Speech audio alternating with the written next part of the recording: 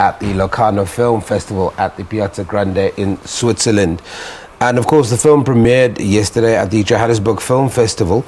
Joining me right now to share more insight on the film, about the director, about the film, what it took, is co-producer Elias Ribeiro and lead actress Melanie de Vales Rafael. I hope I said your names and surnames correctly. I'm sure I messed it up somewhere. But guys, thank you very much for joining me. Elias, let's talk to you about, it's been dubbed as the first African great African Western. With a title like that, it feels vindicated that you made an amazing film. Yes, we did. Well, thank you for having us. Thank you for making space for us to talk about our work. We couldn't be happier. We had our premiere yesterday at the Joburg Festival to about 430 something people at the Alexander Theatre. Yeah.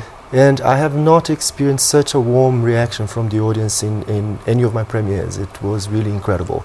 Licínio set out to make a film that spoke to a wider audience, and I think he really achieved his goal. Yeah. Let's talk very quickly. A lot of our audiences for the first time will see the trailer, see this interview. What is Train of Salt and Sugar? What is it about, briefly? It's essentially a love story, I would say, in a moving train through Mozambique in the 80s during the Civil War.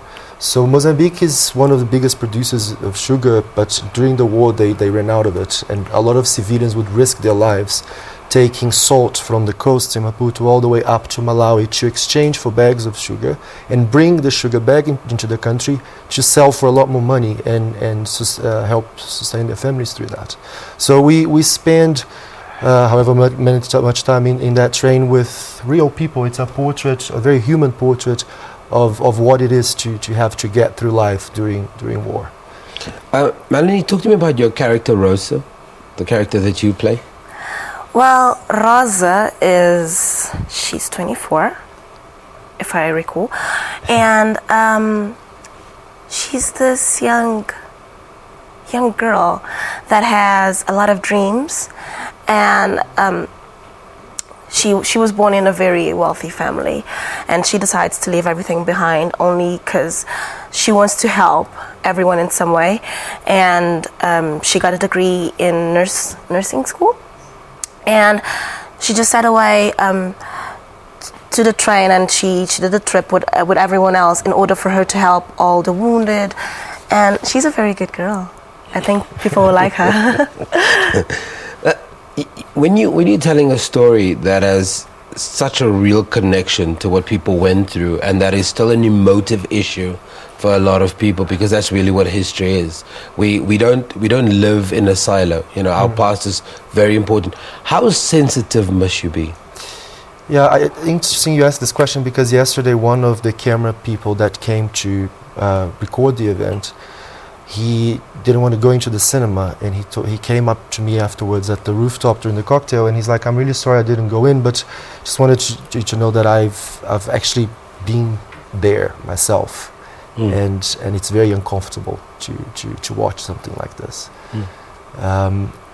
So yeah, I think one has to be very sensitive to issues like that, and I think Licínio dealt with it in this film in a great manner.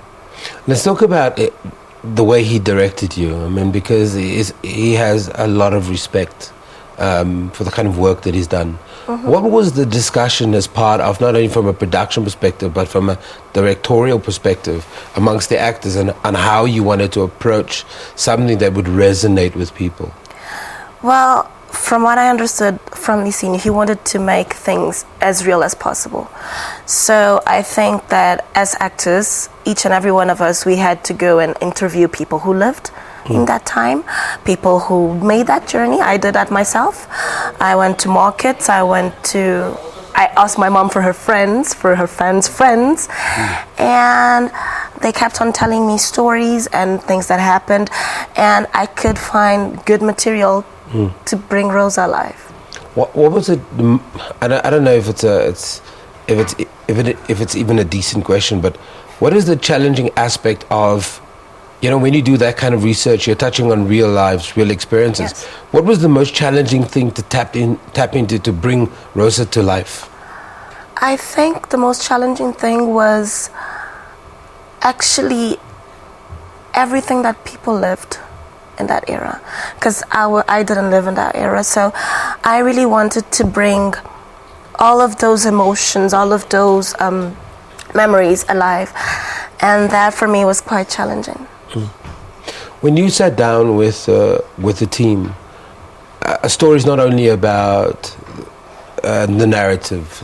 It's got different aspects. It's not only about the characters, but the visual aspect of the story is incredibly striking. How important was that to get the visual mix right, that when you look at, even from the trailers to the actual movie, that it wasn't only about the characters and their strong dialogue and conversation, but that visually, when there wasn't dialogue, that it would carry the story? Yeah, we worked with an incredible French cinematographer, Eric Covey, who delivered a great picture. But Licínio first developed his idea as a documentary during the years of the war, but never got the resources together to make that docu. So after the war ended, he took this train many times. He's primarily a journalist and interviewed a lot of people who took that journey. And a book, a romance, came out of it. 20 years later, we managed to get the resources together to translate that romance into the screen and adapt it into a fictional feature film. And I think the fact that it's this majestic train that makes incredible noises. So I think not only the picture, but the soundscape of the film is also quite impressive. I'd love to watch it.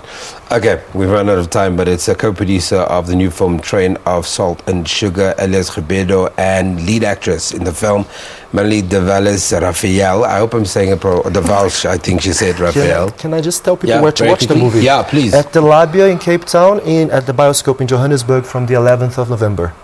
Okay, 11th of November, 2 iconic venues in South Africa. You've got no reason not to watch it. Train of Salt and Sugar. Take yourself, take your family, take your friends, take your enemies. Go and watch it. It's going to be amazing.